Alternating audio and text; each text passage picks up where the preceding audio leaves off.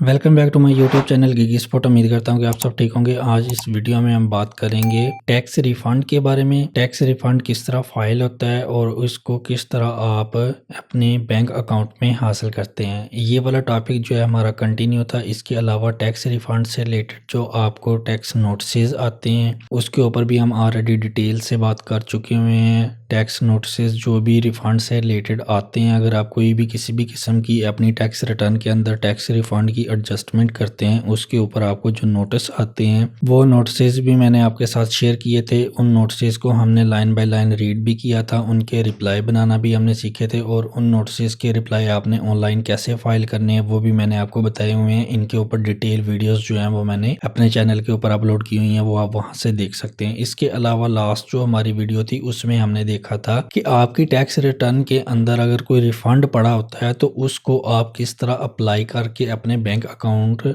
में एक्सेस कर सकते हैं, मतलब कि अपने बैंक अकाउंट में ट्रांसफर कर सकते हैं। फर्ज करें कि आपकी टैक्स रिटर्न के अंदर 5 लाख या 6 लाख का कोई टैक्स रिफंड पड़ा हुआ है, तो उसको आप किस तरह ऑनलाइन उसकी एप्लीकेशन फाइल करेंगे और वो जो अमाउंट होगी 5 या 6 लाख की, उसको किस तरह आप अपने बैंक अकाउंट में लेके जाएंगे। अगर कोई कम अमाउंट है टैक्स रिफंड की तो उसको आप किस तरह अपनी नेक्स्ट कमिंग ईयर्स की टैक्स रिटर्न के अंदर एडजस्ट करेंगे। ये सारी चीजें डिटेल से हमने देखी थी। लास्ट जो वीडियो ओपन की थी वो उसमें हमारा टॉपिक था 170 सेक्शन था, application for refund of tax paid in access. ये वाली एप्लीकेशन जो है हमने ऑनलाइन एप्लीकेशन एफबीआर की वेबसाइट के ऊपर मैंने आपको ये सारी चीज़ें चेक भी करवाई थी। एक टैक्स रिटर्न ओपन करके चेक करवाई थी कि उसके अंदर टैक्स रिफंड पड़ा हुआ है। वहाँ पे मैंने आपको ये भी बताया था कि अगर आपकी टैक्स की अमाउंट जो है कम हो तो उसकी आपने एडजस्टमेंट कैसे करनी है कमिंग ईयर्स की टैक्स रिटर्न के अंदर। अगर आपकी टैक्स की अमाउंट रिफंड की अमाउंट ज़्यादा है, टैक्स रिफंड की अमाउंट ज़्यादा है, तो फिर आपने उसको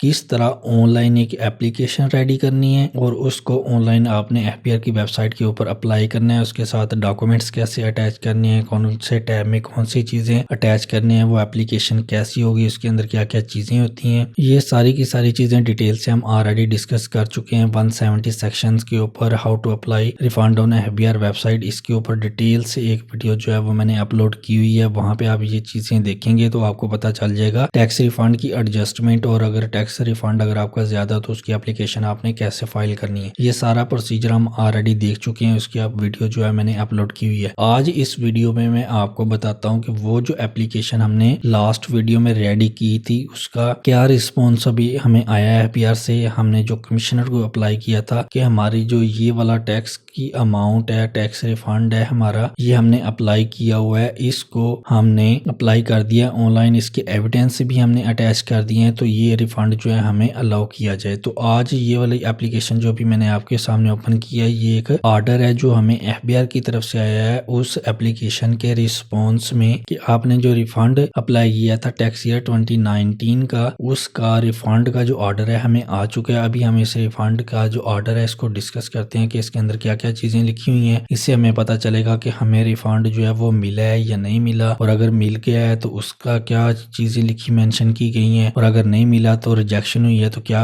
किस बेस पे रिजेक्शन हुई है, या फिर अगर हमारा रिफंड जो है वो रिजेक्ट नहीं हुआ, हमें किसी किस्म की एक्सप्लेनेशन के लिए पूछा गया है, तो कौन कौन सी चीजें जो है हमें मजीद हमें सबमिट करवानी पड़ेंगी ताकि हमें रिफंड मिल जाए। तो ये वाला ऑर्डर हमें आ चुका है। इसका जो सब्जेक्ट है वो लिखा हुआ है 170 सेक्शन है, सब सेक्शन 4 है, order to grant refuse refund of tax paid in excess on application, ये इसका सब्जेक्ट है। उसके बाद name, address, contact number tax pair का मैंने हाइड किया हुआ है प्राइवेसी की वजह से, रजिस्ट्रेशन नंबर भी हाइड किया हुआ है, टैक्स ईयर हमारा 2019 था, उसके बाद जो डेट्स वगैरह लिखी हुई हैं इस ऑर्डर की। तो अभी हम ऑर्डर को रीड करना स्टार्ट करते हैं। इसके अंदर क्या क्या चीजें लिखी हुई हैं। यहाँ पे सबसे पहले लिखा हुआ है order under section 170 sub section 4 of the income tax ordinance 2001। ये वाले जो सेक्शंस इसके अंदर मेंशन किए हुए हैं 170 का सेक्शन है या 170 सब सेक्शन 4 है, ये ऑलरेडी मैं आपको बता चुका हूँ कि ये वाले जितने भी सेक्शंस होते हैं ये आपने खुद रीड करने हैं इनकम टैक्स ऑर्डिनेंस से रीड कर लें, या कोई भी टैक्स की अच्छी बुक जहाँ से आपको इजीली समझ आए वहां से आप ये सेक्शन जो है वो रीड करें। ये सेक्शंस रीड करने का पर्पस ये होता है कि जब आपको ये सेक्शंस अच्छी तरह समझ आ जाते हैं तो आपको अपने टैक्स नोटिस की भी प्रॉपर समझ आती है, उसका रिप्लाई बनाने में भी आपको आसानी होती है, और आप अपना केस जो है जब हियरिंग के लिए कमिश्नर के पास जाते हैं, टैक्स नोटिस खत्म करवाने जाते हैं, तो वहां पे आप अपना केस अच्छी तरह एक्सप्लेन कर सकते हैं,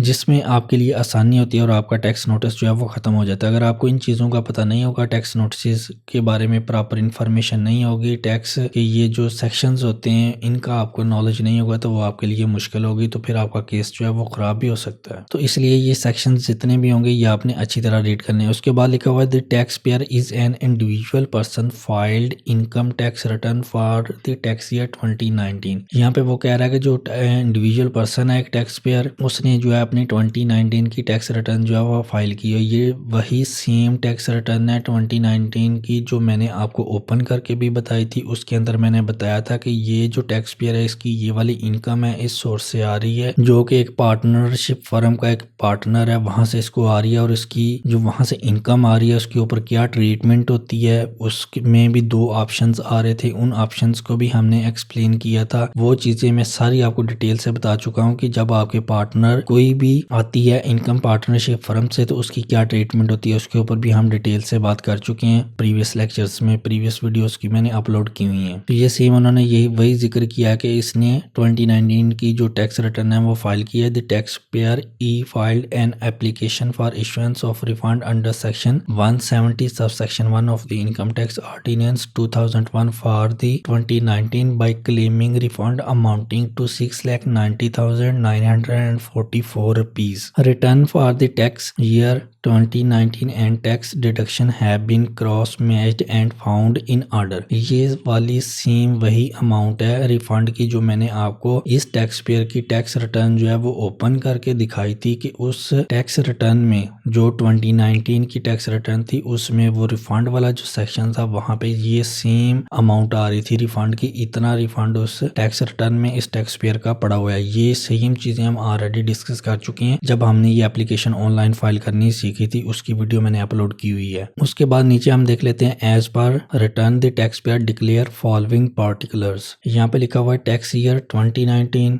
सेम वही टैक्स ईयर जिसकी हम ये एप्लीकेशन फाइल की थी रिफंड के लिए। उसके बाद इनकम डिक्लेयर्ड इन रुपीज, ये वाली इनकम जो है उसने अपनी टैक्स रिटर्न में डिक्लेयर की है जो उसको शेयर आता है उसकी पार्टनरशिप फर्म से। उसके बाद असेस्ड इन रुपीज, उन्होंने असेसमेंट की है सेम उतनी ही अमाउंट की है। टैक्स लाइबिलिटी ये वाली इस अमाउंट के ऊपर जो या फिर दो जो भी उसकी लाइबिलिटी बन रही थी, टोटल उसकी लाइबिलिटी बन रही थी टैक्स रिटर्न के अंदर, ये वाली ये चीजें भी मैंने आपको शो करवाई थी कि उसकी टैक्स रिटर्न के अंदर इतनी लाइबिलिटी बन रही है। उसके बाद मैंने आपको ये भी अमाउंट चेक करवाई थी कि इतना उसने ड्यूरिंग द ईयर टैक्स पे किया है डिफरेंट सोर्सेज के थ्रू। ये चीज भी हम ऑलरेडी चेक कर चुके हैं, उसकी टैक्स रिटर्न के अंदर इतना उसकी विद होल्डिंग की अमाउंट शो हो रही थी वहां पे। उसके बाद रिफंड क्लेम जो है रिफंड वाला ये वाली अमाउंट भी मैंने आपको अपने उस टैक्स रिटर्न में चेक करवाई थी जो हमने ओपन की थी लास्ट वीडियो में जब हम एप्लीकेशन फाइल कर रहे थे, उसमें इतना ही रिफंड आ रहा था। ये डिटेल उन्होंने सेम वही मेंशन की हुई है। उसके बाद लिखा हुआ है उन्होंने इन view of the above facts of the case, मतलब कि ये जो केस था इसके ये वाले जो फैक्ट्स थे इनको मद्देनजर रखते हुए द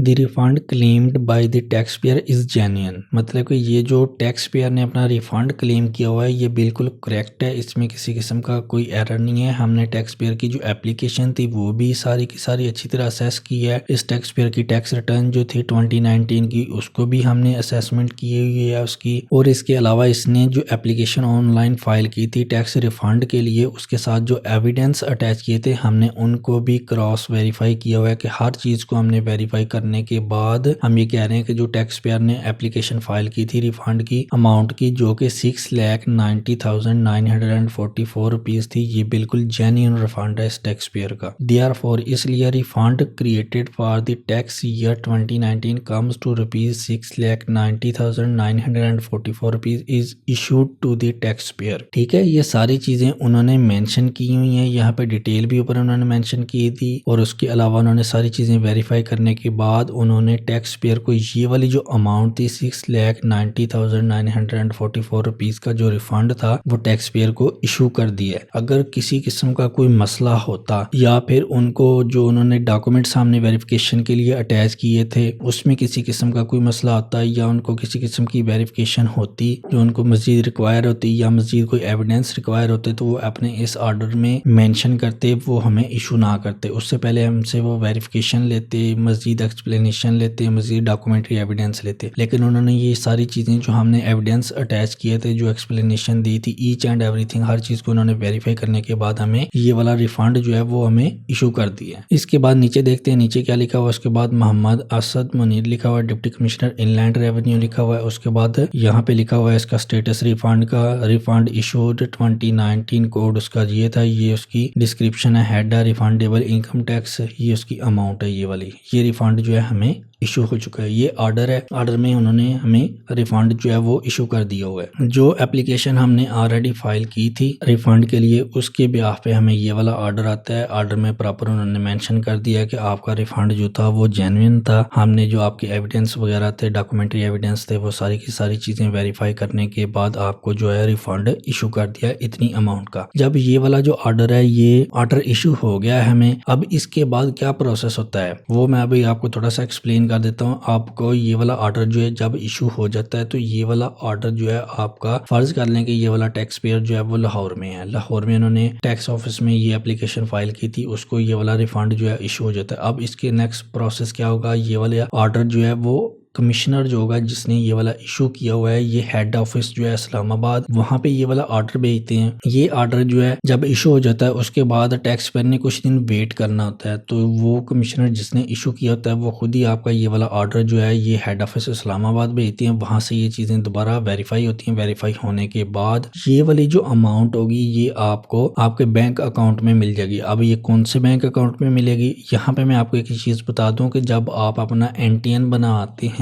तो वहाँ पे आप अपना बैंक अकाउंट नंबर जो है वहाँ पे मेंशन करते हैं, या आपकी जो टैक्स प्रोफाइल होती है वहाँ पे भी आपका बैंक अकाउंट मेंशन होता है। ठीक है, जब आपने रिफंड अप्लाई करना होता है तो वहाँ पे मैं आपको बता दूं कि रिफंड अप्लाई करने से पहले आप आपकी जो प्रोफाइल होती है, प्रोफाइल सेक्शन होता है, वो उसको आप कंप्लीट 100% कंप्लीट करें। वहाँ पे क्या क्या चीज़ें आपने लाजमी जो है लिखनी है, एक तो वहाँ पे आपकी ईमेल जो है वो अपडेटेड ईमेल होनी चाहिए जो आपकी एक्सेस में हो, जिसको आप यूज़ कर रहे हो। उसके बाद आपका मोबाइल नंबर है वो आपकी एक्सेस में होना चाहिए, जो चल रहा है वो आपने वहाँ पे मेंशन करना है। उसके अलावा आपका बैंक अकाउंट जो कि बहुत ही ज़रूरी है। अगर तो आप इंडिविजुअल हैं और आपके NTN के ऊपर कोई बैंक है तो आपके बिजनेस का जो भी बैंक है वो आपने वहाँ पे मेंशन कर देना है। अगर आपकी कंपनी है तो कंपनी के लिए ट्रांजेक्शन्स के लिए जो आप बैंक अकाउंट यूज़ कर रहे हैं वो आपने लिखना है। अगर आप इंडिविजुअल हैं तो फिर आपका जो बैंक अकाउंट होगा वो यूज़ जो आप कर रहे हैं वो आपने वहाँ पे मेंशन करना है। फ़र्ज़ कर लेंगे आप एक सैलरी पर्सन है और आपने ये एप्लीकेशन फाइल की हुई है रिफंड की, तो फिर आपका जो पर्सनल बैंक अकाउंट होगा वो आपने वहाँ पे मेंशन करना है। प्रॉपर बैंक का टाइटल, उसका अकाउंट नंबर, उसका IBN नंबर, ब्रांच और उसकी ब्रांच का एड्रेस, प्रॉपर हर चीज़ इंफॉर्मेशन जो भी होगी उसकी आपने अप टू डेट रखनी है। क्योंकि जब ये वाला रिफंड आपका इशू हो जाता है, रिफंड इशू होने के बाद ये एप्लीकेशन जो है इस्लामाबाद में जाती है, वहाँ पे वेरिफिकेशन होने के बाद ये वाली जो अमाउंट होती है ये खुद ब खुद आपके बैंक अकाउंट में ट्रांसफर होती है। और जब ये ट्रांसफर होता है रिफंड आपके बैंक अकाउंट में तो फिर आपको वेरिफिकेशन के लिए ईमेल भी आ सकती है और या फिर आपको कॉल भी आ जाती है कि आपका जो बैंक अकाउंट जो है उसके अंदर आपका टैक्स रिफंड जो है वो ट्रांसफर कर दिया गया है। तो इस तरह आप एप्लीकेशन जो है वो ऑनलाइन फाइल करती हैं और इस तरह आपको रिफंड जो है वो इशू होता है। ये एक सिनेरियो था, एक केस था जो अभी मैंने आपके साथ शेयर किया। इसमें हमने सबसे पहले जो है टैक्स पेयर की रिटर्न को ओपन किया है, वहाँ पे मैंने आपको सारी चीज़ें जो हैं वो बताई हैं। उसका रिफंड जो जेन्युइन पड़ा हुआ था वो भी बताया है, हर चीज़ आपके साथ मैंने शेयर किया, आपको हर चीज़ दिखा भी दी है। उसके बाद उसकी एप्लीकेशन कैसे रेडी होती है वो भी मैंने आपको बताया हुआ है। उसके बाद मैंने आपको ये भी बता दिया था कि ऑनलाइन आपने एप्लीकेशन किस तरह फाइल करनी है। हर चीज़ हमने A to Z जो है वो कंप्लीट किया। अब इसका ऑर्डर जो आ गया वो भी मैंने आपके साथ शेयर कर दिया कि ऑर्डर आपको एक्चुअल जो है वो किस तरह का इशू होता है टैक्स पेयर को प्रैक्टिकल लाइफ में जब आप रिफंड जो है वो अप्लाई करते हैं। तो ये एक केस था जो मैंने आपके साथ शेयर किया, स्टार्ट से लेके एंड तक जो है हर चीज़ मैंने आपके साथ जो है वो शेयर कर दी। इसमें किसी किस्म का अगर आपको कोई कन्फ्यूजन हो तो आप नीचे कमेंट सेक्शन में मुझसे पूछ सकते हैं। ये केस था हमारा जिसमें हमने रिफंड के लिए अप्लाई किया और हमें रिफंड मिल भी जाता है, उसका ऑर्डर भी हमें मिल जाता है। अब जो नेक्स्ट जो है वो एक और केस में आपके साथ शेयर करूंगा जिसमें हम रिफंड अप्लाई करते हैं और हमारा जो है वो रिफंड उसके ऊपर किसी किस्म की कोई एक्सप्लेनेशन होती है, वो हमसे रिक्वायर करते हैं लेकिन हम किसी वजह से वो चीज़ें नहीं दे सकते और हम रिफंड की एप्लीकेशन जो है विदड्रा करवाते हैं। तो वो केस क्या होगा, उसके अंदर क्या क्या चीज़ें होंगी, क्यों विदड्रा करवाते हैं, तो ये सारी चीज़ें जो हैं वो फर्दर जो नेक्स्ट वीडियोस आएंगी उसमें मैं आपके साथ शेयर करूंगा। फिर उसके बाद एक और केस जो है वो मेरे पास, वो भी मैं आपके साथ शेयर करूंगा जिसमें हम रिफंड जो है वो अप्लाई करते हैं, हमारा रिफंड जो है पहले रिजेक्ट होता है, फिर हम दोबारा उसका जो अपील में जाते हैं, उसकी कुछ एक्सप्लेनेशन के नोटिस आते हैं, फिर अपील जो है वो भी हम विदड्रा करवाते हैं, किस रीज़न की वजह से विदड्रा करवाते हैं वो भी मैं आपके साथ शेयर करूंगा। फिर हमें वो ही रिफंड जो है वो कमिश्नर हमें इशू भी कर देता है, वो हमारे बैंक अकाउंट में भी जाता है। तो ये केस भी एक मेरे पास है, वो भी मैं आपके साथ शेयर करूंगा। ये 2-3 केस जो हैं वो रिफंड के वो मैं आपके साथ शेयर करूंगा जिसमें हर सिनेरियो के ऊपर आपकी ग्रिप हो जाएगी, आपको पता चल जाएगा कि अगर इस तरह का कोई सिनेरियो आता है तो उसको किस तरह डील करना है। ये वाला एक सिंपल केस था जिसमें हमने एप्लीकेशन जो है अप्लाई की और हमें रिफंड मिल गया। अब जो है कुछ एडवांस लेवल के केसेस जो हैं वो भी मैं आपके साथ शेयर करूंगा जिसमें आपको एक्सप्लेनेशन भी देनी पड़ती है, मजीद डॉक्यूमेंट्री एविडेंस भी देने पड़ते हैं, आपको अपील में भी जाना पड़ता है। तो इस तरह के अगर आपके साथ मैं कुछ बड़े केसेस शेयर करूंगा उससे आपको मजीद सीखने को चीज़ें मिलेंगी, तो वो केसेस भी मैं इंशाल्लाह आपके साथ शेयर करूंगा। नेक्स्ट वीडियोस उन्हीं के ऊपर आएंगी। तो इस वीडियो में इतना ही था। आपने इस वीडियो को लाजमी लाइक भी करना है, शेयर भी करना है, चैनल को लाजमी सब्सक्राइब करना है। मिलते हैं एक नई वीडियो में न्यू टॉपिक के साथ, तब तक के लिए अल्लाह हाफिज़।